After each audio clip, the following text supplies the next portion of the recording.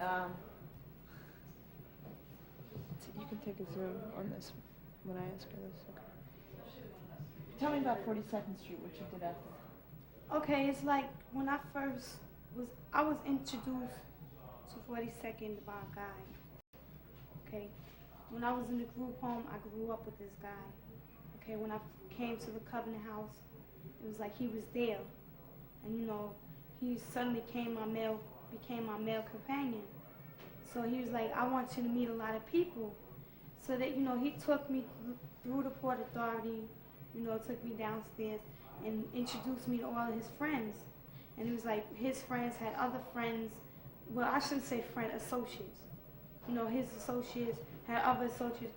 And it was just like, it just came to a sudden spot where I would just die to go over there to hang out. Unconsciously not knowing what kind of terrible place it really was. It was like you sit in the corner all day, in this one corner in the port, and you just listen to all the gossip. Oh, she said this, and he did that, and she goes with this one. And it's like, what a place to hang out. And it just recently took me, I guess it took the 2 weeks I was in the hospital, because when I first walked through the port, it was like, it was weird. It was like, oh, this place stinks. It's like when you get away from it for a while, and then you come back, you realize what a nasty place it is, And I walked through and I felt real weird. It was like, just think, this is where I used to hang out. What does the word home mean to you? The word home,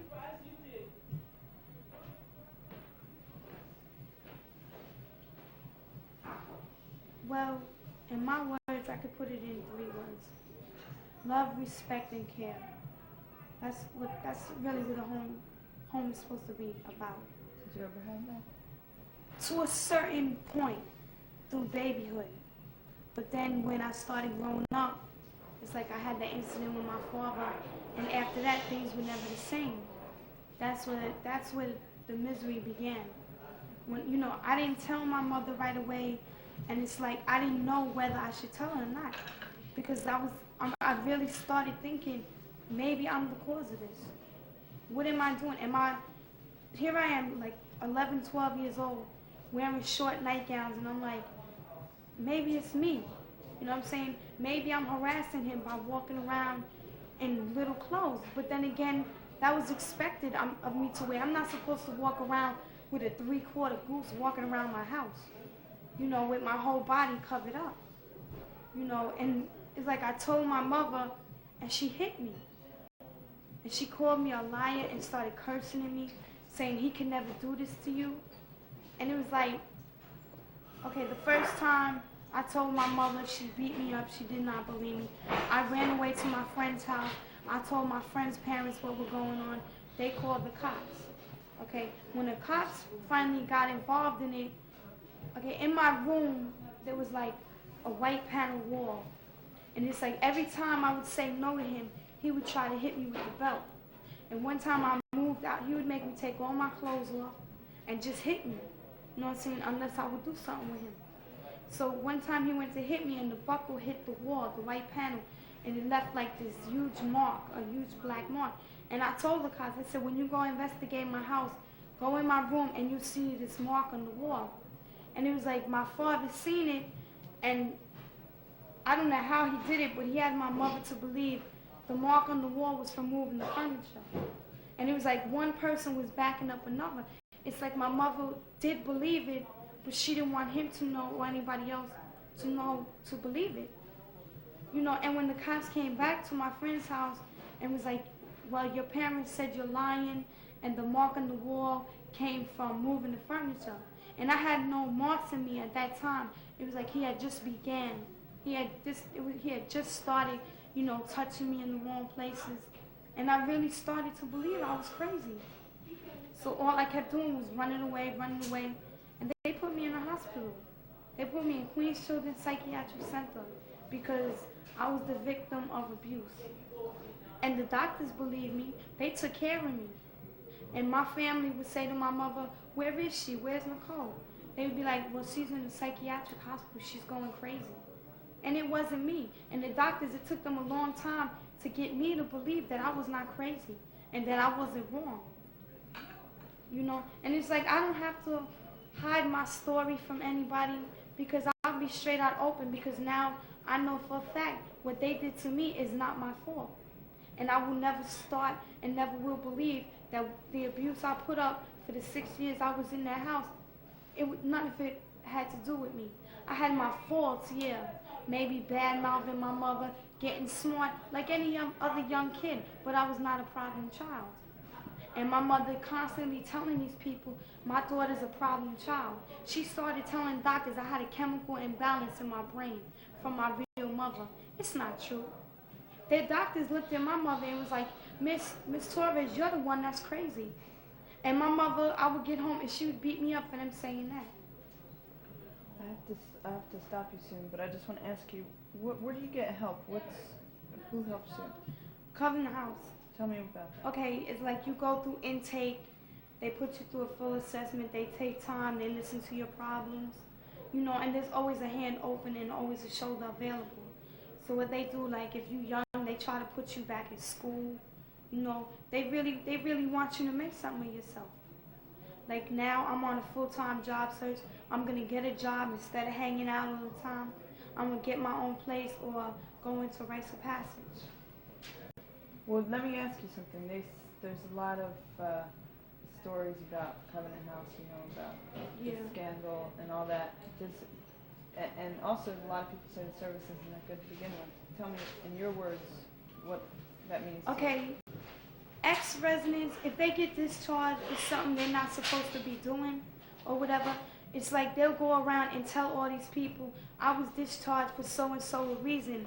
But then again, they're not going to discharge you for nothing. You have to do something. And it's like the main rules. No influence on the drugs, alcohol, no violence, no verbal abuse. You know what I'm saying? It's like they'll leave, they'll get discharged for something they did, and they'll turn the story around and be like, well, yo, I didn't do this, and they'll try to get other people involved.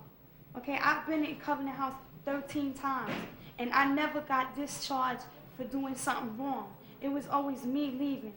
You know what I'm saying? I would leave, either when my son was born, I would leave to be in the street with my son's father. You know, all they expect from you is respect. Respect the house that they're open up to you, because they don't have to do it. You know what I'm saying? They can leave teenagers, runaways, drug addicts. They can leave them out there. But it's like every time I wanted to get back in, they was open to me, and I thank Covenant House. And there's no way or no possible. I don't care what type of incident in Covenant House can happen. It's still I call that place my house, because those are the people that's been there for me, not my family. And I could never turn my shoulder to Covenant House, and I couldn't. I mean, I've had arguments with counselors, and you know, I've done wrong things, but it's like no matter what, I can't turn my back on them, because they've been there too many times for me. That's about it. Do you have anything else you want to say? I just want to say, for all the teenagers and runaways, if you're out there, make something of your life before it's too late. Because life on the street is a dead end. Thank you. Thank you. Excuse me, if you're upset, go ahead. All right.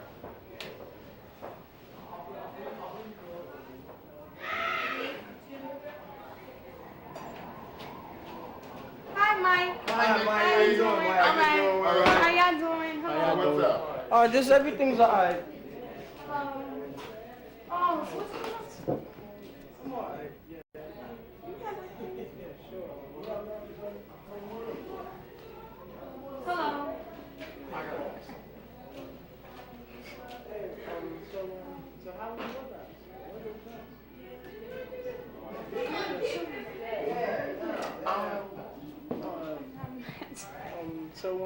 What else? Somebody, excuse me, do you have a match? No? Do you have a match, sir? Yeah, Please. Yeah. Thank you. Thank you very much. Look like my letter back, Nicole. It's yours. Thank you. I don't have How you doing, Mikey? How you doing? I'm alright. You alright? Oh, you shaved. Do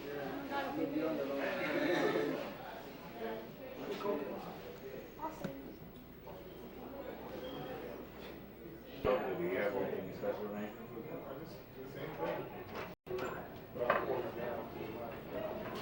Hello, how you doing? Hi, Mike. How you doing?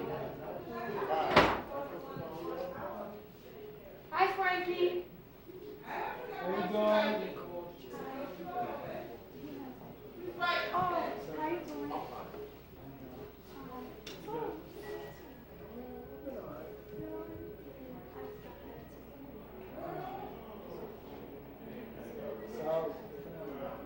You alright? Yeah, my family's alright.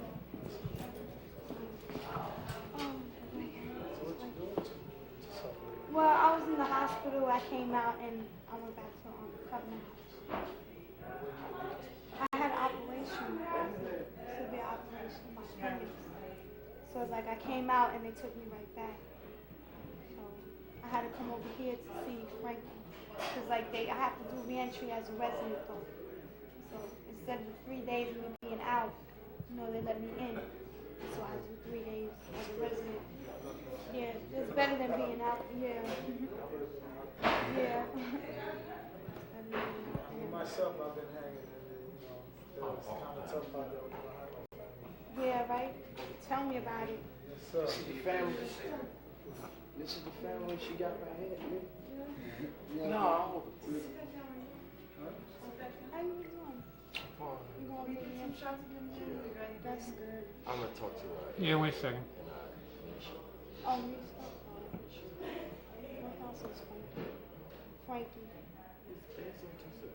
No, the lady that's in there. Oh, she's not in this. Yeah, she's in there now. Yeah. You haven't been to ROP? I wish. I'm glad we got to get in there. I heard it was good. And have a job. Yeah, that's all. You working? I don't work. I get work. I'll be in there soon once I get a job. Like get back in school and everything. It's like that's my goal to get back in. Which one? Computer? Well, yeah, I like computers. Yeah, word processing, typing, my interest. Yeah.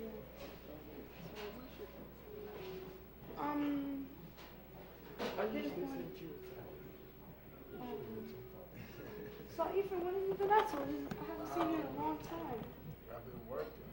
Working, staying out. Staying in the men's shelter for a while, Children there for a while, work, get some clothes, get my money from Getting yourself together. But like, I was staying at their closing, they're trying to send everybody over to Brooklyn. Oh. But I ain't going to Brooklyn because I work too far away. I live work all the way at the top of the Yeah. park. So I was wondering if I could So what you do? There's a job. I work in a factory. Oh, in fact, they pay good. Not that good, But it'll it's do. worth It's it, right? better than blank. Better Yeah. than blank.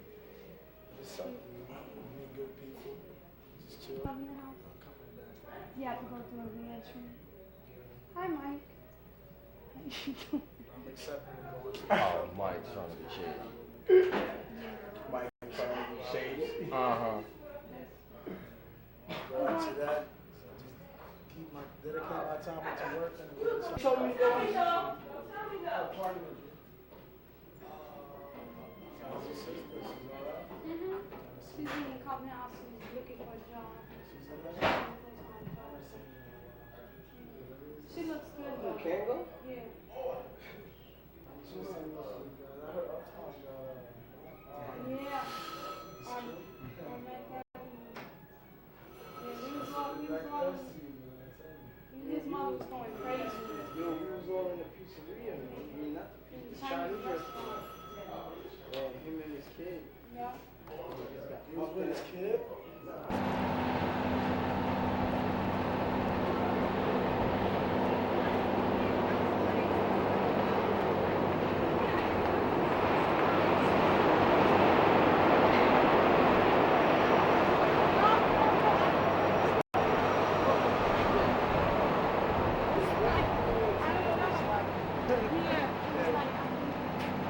Oh, look who it is. Hi. What's up, Hope? How you doing?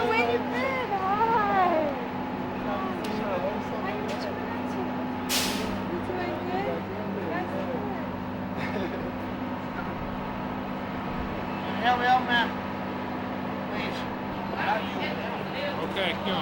Yeah.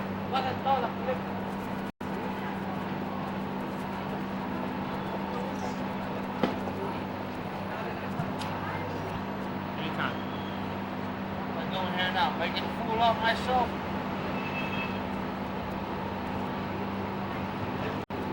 No, help me out with the buck, now.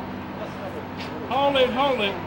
I thought I was gonna be a movie star.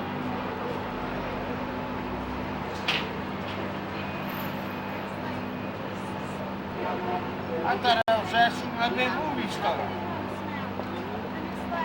Oh, hi, how you doing? What's up? How you doing? All right. What's up, Paul? Yeah.